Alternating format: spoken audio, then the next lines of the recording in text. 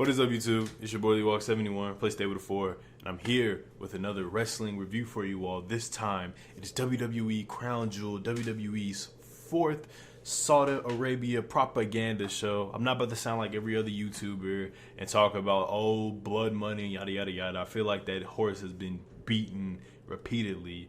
So, anyways, how do I feel about this show? WWE finally did something. WWE finally did something right. And by the time you watch this, I'm pretty sure you know exactly what I'm talking about. But let's get into the review so I can get this over with, because I got some Brazilian Jiu-Jitsu training to do around like 7. So I want to get this out. And plus it's Halloween, so I don't want to, have this on my conscience and not like record everything. So let's just get out the way. So we have the first match, I guess you could say, that was on the pre-show, because it seems like every Saudi Arabia show has some type of battle royal except for the second one. But this one had a 20-man battle royal, bunch of basically mid-carders. They're all fighting. The winner gets a shot against AJ Styles on the main card of Crown Jewel for the U.S. Championship. I'm not about to go into detail of it. Just know Humberto Carrillo won the match, which means he's getting his title match against AJ. And they had a match early on Monday Night Raw for the U.S. title, but I'm going to talk about that later because I have a gripe with it per se. But anyways, we open up the actual pay-per-view with a WWE title match, the match that Kofi Kingston died for, right? Cain Velasquez versus the WWE Championship, the WWE Champion Brock Lesnar in a one-on-one match. The story behind it is that Brock Lesnar beat up Rey Mysterio and his son on Raw. Then on the Fox premiere of SmackDown, Mega Fox, Brock beat Kofi, and after that, Rey Mysterio came out, but he didn't come alone. He came with Cain Velasquez, the man that took Brock Lesnar's world championship in UFC and sent him on essentially a downward spiral. Because I believe after that fight with Brock, it was all downhill for Brock in UFC. He lost to what's that dude's name? Yeah, I forgot his name. This is gonna come back to me, but now I want to look it up. I'll put his face on the screen. Alistair Overeem. There we go. He lost to Alistair Overeem, and then he just came back to WWE in like 2012. So basically, the story is Cain came back to avenge his essential godson, which I didn't even know Rey Mysterio and Cain Velasquez were cool like that, but I guess so, or at least for storyline purposes. So anyways, we get to the match. The match starts. They get in their fighting stance. It looks like they're about to have a shoot match fight where they just start going at it. So basically, they go for punches and strikes. Eventually, it leads to Cain Velasquez going for a roundhouse kick, knocking Brock down. Brock looks so scared. Then Cain tries to go for punches. And basically, the story of that match is they try to show that Cain, he might be good at UFC and he might be good at brawling, but Brock Lesnar's good at WWE and fighting. So he was able to basically outsmart Cain Velasquez, put him in a Kimura lock, and Cain had no other choice but to tap out. I like that part of the match, the kind of like the story of it, where basically, Cain, everybody thought Cain was going to be, amazing because of the stuff he's done in AAA, but he got to WWE and he has to realize that he doesn't know everything yet. So he taps out quickly. The match was fairly quick. It was the opening match. Yes, once again, Kofi lost the WWE Championship for this. After that, Brock Lesnar will get a chair, starts to wail on Cain Velasquez, beats him up, hits him with the F5. Rey Mysterio got taken out when he tried to get involved, and then he came back with a chair, and he just started beating Brock Lesnar with the chair all crazy. My only problem with this is that Rey Mysterio is on Raw. Brock Lesnar's on SmackDown. I thought we were trying to keep brands separated and whatnot. Whatever. I guess this is the whole purpose of this was to show that Rey Mysterio gonna have to fight Brock on his own. He can't use Cain Velasquez to fight his battles for him. As you saw, he got his ass beat. Not like he lost. But anyways, it is what it is. Brock Lesnar retains. After that, we got the World Cup Tag Team Turmoil, where we had tag teams such as the Raw Tag Champs, the Viking Raiders, the SmackDown Tag Champs, the Revival, the New Day, Dolph Ziggler and Robert Roode, Heavy Machinery, Lucha House Party, Zack Ryder and Kurt Hawkins, the OC and B Team. So the first two people to start, it was the Lucha House Party and Bobby Roode and Dolph Ziggler. It was pretty much a quick little victory for them. Like, the Lucha House Party did some things. They did, jumping off of each other, Grand Metalik rocking on ropes, but I mean, it's not like they had a fair chance to begin with. Rude and Ziggler eliminated them with the quickness. Then eventually Zack Ryder and what's his face, Kurt Hawkins came out. They tried to take him out quickly when Zack Ryder hit a Rough Rider. Who did he hit a Rough Rider on? He hit a Rough Rider, and they tried to take him out. But then eventually Rude and Ziggler hit their spine buster zigzag finish to eliminate them quick. Then after that, we got Heavy Machinery came out. They actually had some time with them for a minute.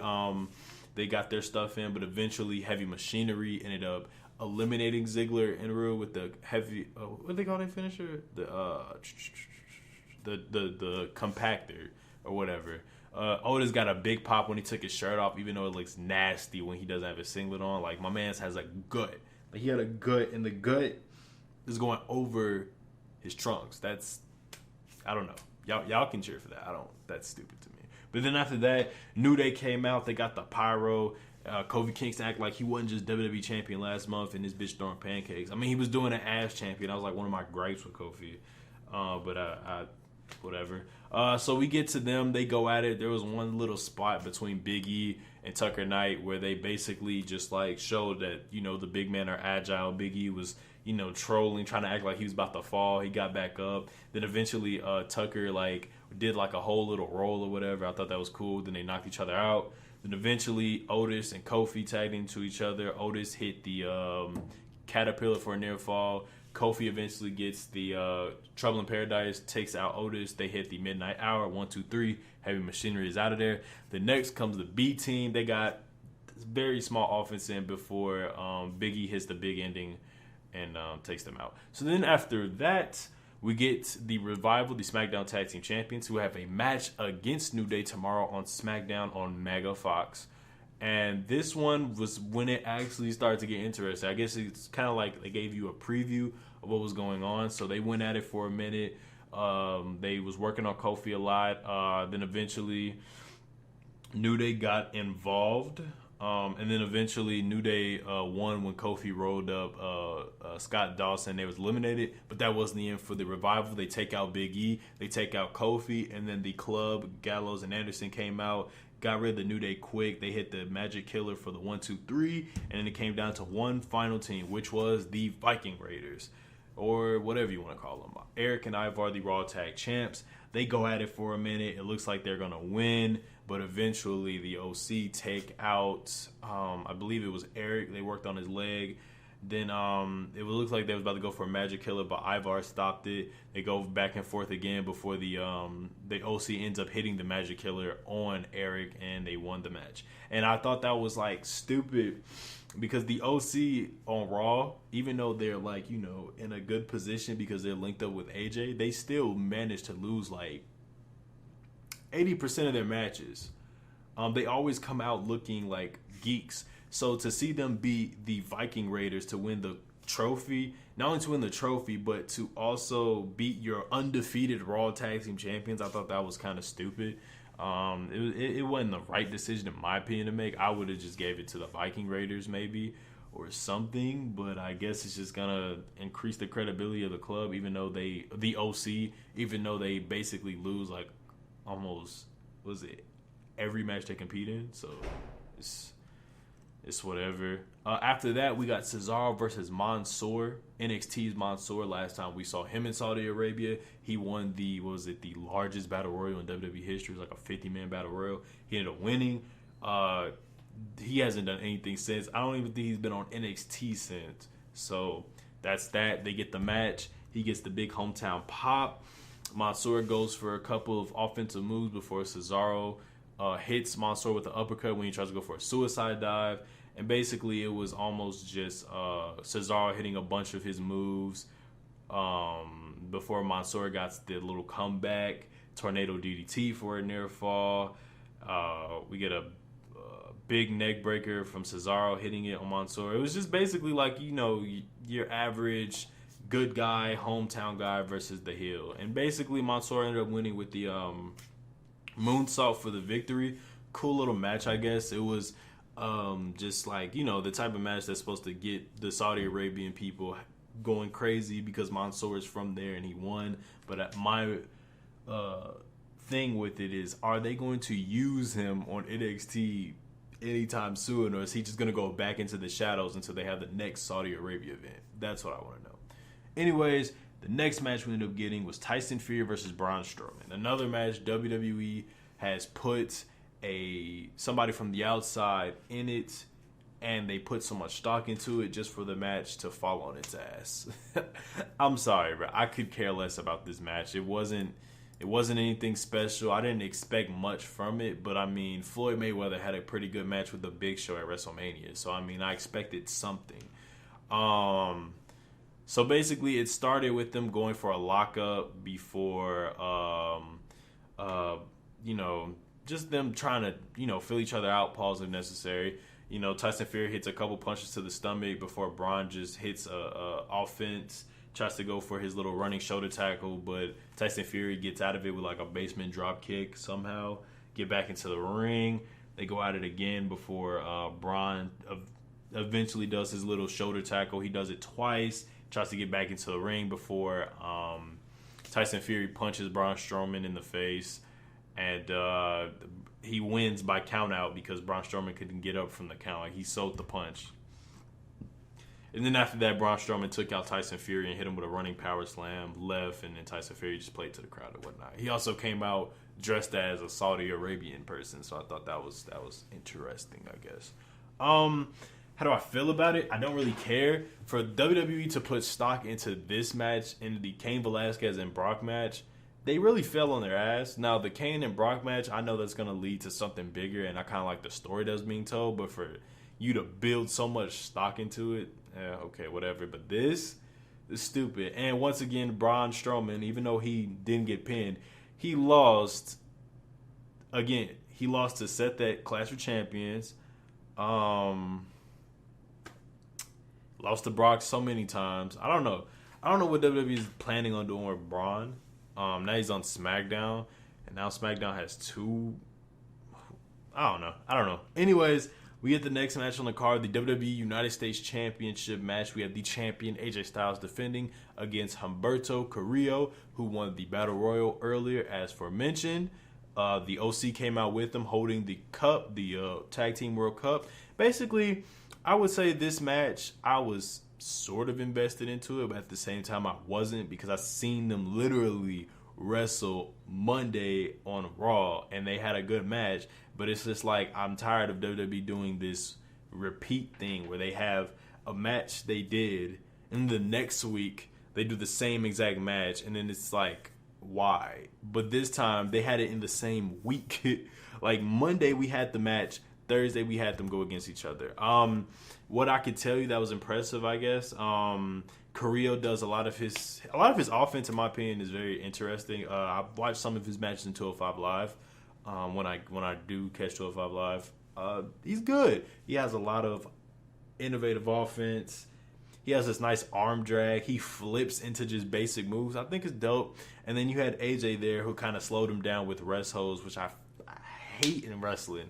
That's one thing I hate in wrestling so much, is when heels just do rest holds after rest holds. I hate it with the passion. So basically, we get a momentum where Carrillo looks like he's going to win. He tries to get out of it. He tries to go for a moonsault before AJ eventually knocks him out with the phenomenal forearm. He pins him, retains it. Boom. AJ retains. There's not much to talk about with this match. It was just a match that happened, and it's a match we've seen before. So it's just like, okay, whatever. So after that, we got the first ever women's match in Saudi Arabia. Both Natalya and Lacey Evans, a match we've seen a million times, so don't expect me to do a in-depth analysis of this match, because I've literally seen this at the last fucking pay-per-view, and I've seen it on the Raw right after. So it's like, whatever. And then they teamed up like a week ago, right? Was it a week ago? Was it a week ago? I'm trying to remember now. Did they literally team up on Monday? I think it was Monday. I don't know. My memory is flawed. They might have teamed up. If it wasn't this Monday, then it was last Monday. Or was the draft last Monday? I don't know, bro. My memory, like I said, is flawed. But anyways, how do I explain this? So basically, they both came out They both had T-shirts on because the whole Saudi Arabia culture. They pretty much treat women like not I wouldn't say objects. They just treat them like fucking slaves. Like you can only wear certain things. So the women's wrestlers can't come out and wear the stuff they normally wear. So they both had on these long overnight T-shirts that girls wear after they just had sex. So they have the match. It's pretty much the exact same match we've been getting on Raw. Natalya won with the sharpshooter. They both wrestled like faces. Like Lacey Evans came out smiling, which is crazy because last week she was a fucking heel on SmackDown, but now she's a face out of nowhere. Natalya makes her tap out. She's crying. They hug. They, you know what they do after the match. They shake hands with all the fans and the women in the crowd and yada, yada, yada, whatever. So then after that, we got Team Hogan versus Team Ric Flair. Team Hogan consisting of Roman Reigns, Mustafa Ali, or just Ali, Rusev, the Cuck Master Rusev. Who else is in this match? Oh, Jesus. So it's let me just say it one more time: Roman Reigns, Ali, Rusev, Ricochet, and the one and only Shorty G, formerly known as Chad Gable. Please ask for your release. Chad Gable came out looking like Muggsy Bogues, looking like a reject basketball player. Team Flair consisted of Bobby Lashley, Shinsuke Nakamura, Drew McIntyre, Baron Corbin, and the team captain, Randy Orton. He got a big pop as well.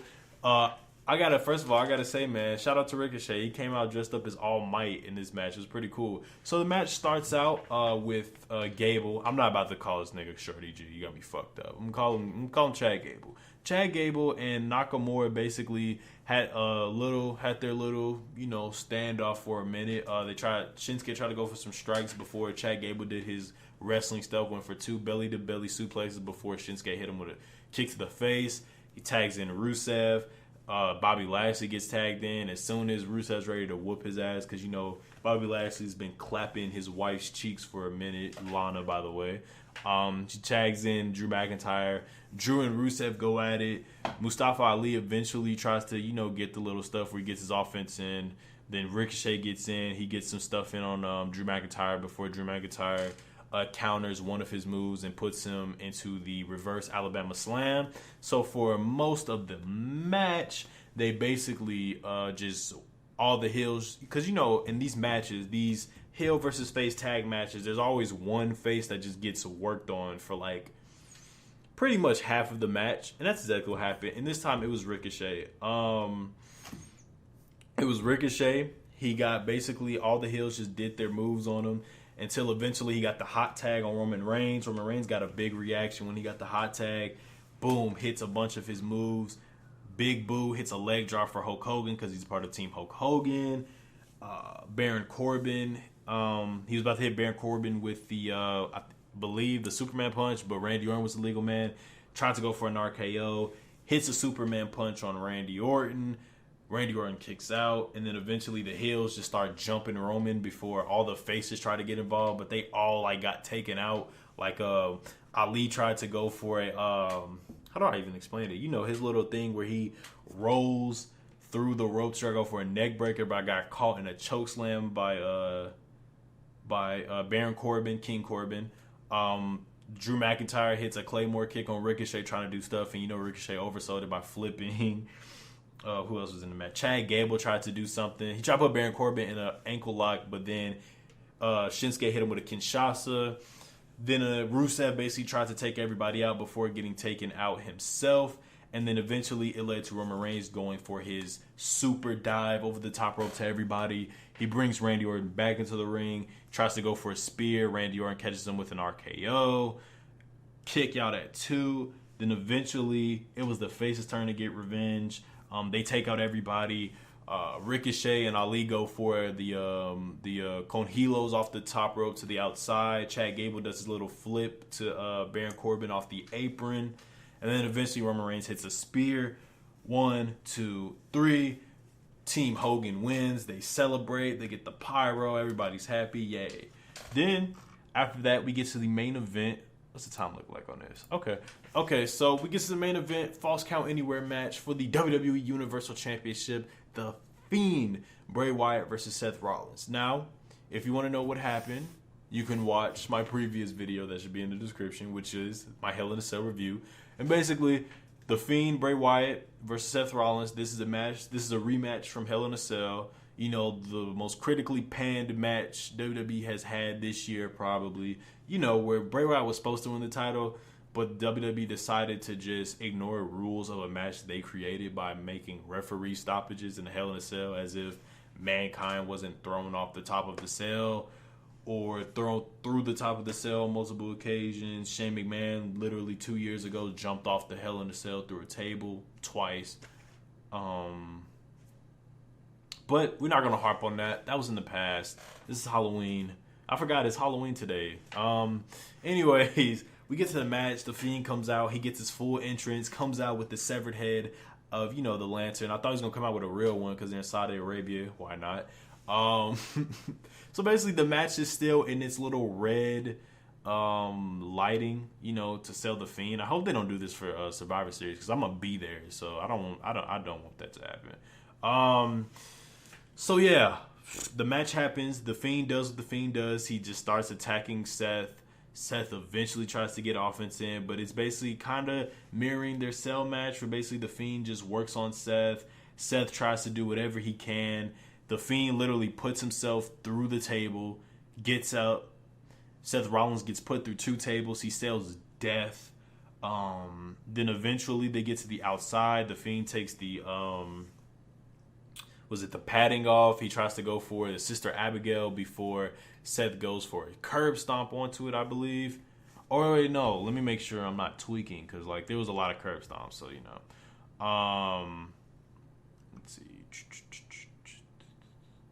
Yes, okay, so after that, they fight into the crowd.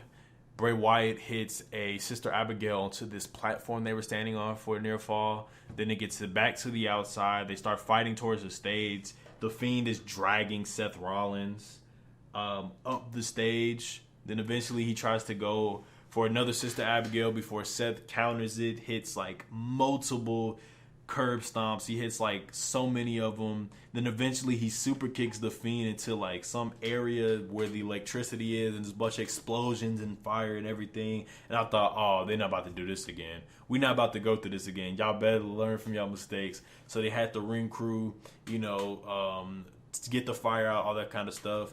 So eventually Seth tries to take the because it's like a loading dock area. So he takes the loading dock little thing off, but then eventually something gets in his eyes, so he's like, my eyes, my eyes. I'm not making that up. He literally was screaming, my eyes. So then eventually the Fiend just pops back up like, I'm coming for that ass. And basically he hits Seth with the mandible claw, and then eventually hits the Sister Abigail on the outside. 1, 2, 3. The Fiend, Bray Wyatt, is finally the Universal Championship. Seth Rollins can finally take his ass back to the mid-card until he learns how to make proper tweets. Seth Rollins is no longer the Universal Champion. The Fiend, Bray Wyatt, is the Universal Champion. He exits the arena to a loud crowd holding up the championship, and we end the pay-per-view. It's probably the best thing WWE has done in some time, because WWE doesn't listen to us. They say they listen to us, but they really don't. And this is the first time that they actually did something right. I don't have any complaints for this at all. The right person won. He's the champ, but I just have questions. That's all. I'm not nitpicking or just anything like that. I just got questions. So basically, Bray Wyatt got drafted to SmackDown. Brock Lesnar is also on SmackDown. And what is it? Does that mean that Bray Wyatt is getting moved back to Raw because he's the Universal Champion? Are we doing this type of thing where the Fiend shows up on Raw and Bray Wyatt, the TV show Mr. Rogers character, shows up on SmackDown? Because that could work. I could fuck with that. If he has like dual personalities on both shows, I can mess with that. That's dope. Because tomorrow on Friday Night SmackDown, The Miz is actually hosting a Miz TV with Bray Wyatt, but it's the TV show of Bray Wyatt. But yeah, Crown Jewel, it is what it was. The right person won. Bray Wyatt is the champ. That's all that matters. Other than that, I mean, it's Halloween. I hope whoever is listening to it, the one person that does, hope you enjoy the holidays and whatnot. You know, grab as much candy as you can. If you go on any costume parties, be safe, because where I'm at in my school, people just like to shoot each other. It's kind of like back home. But anyway, couple updates, I guess you could say. I'm going to an AEW event in 2 weeks. Yeah. Gotta give it up for that. I got tickets to go to an AEW event in Nashville, where I'm at school right now, at the Municipal Arena, or whatever they call it. So I'm going to be going to the Dynamite after Full Gear, which I will be reviewing. I'll be reviewing AEW Full Gear.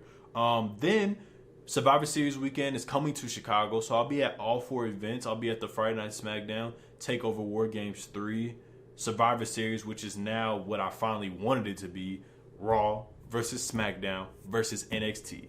Now, I don't know what that's going to mean, because it's probably going to be Bray Wyatt versus Brock Lesnar versus Adam Cole.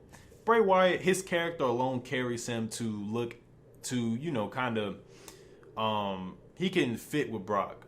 Adam Cole, I don't know how that shit going to work, but we'll see. We'll see.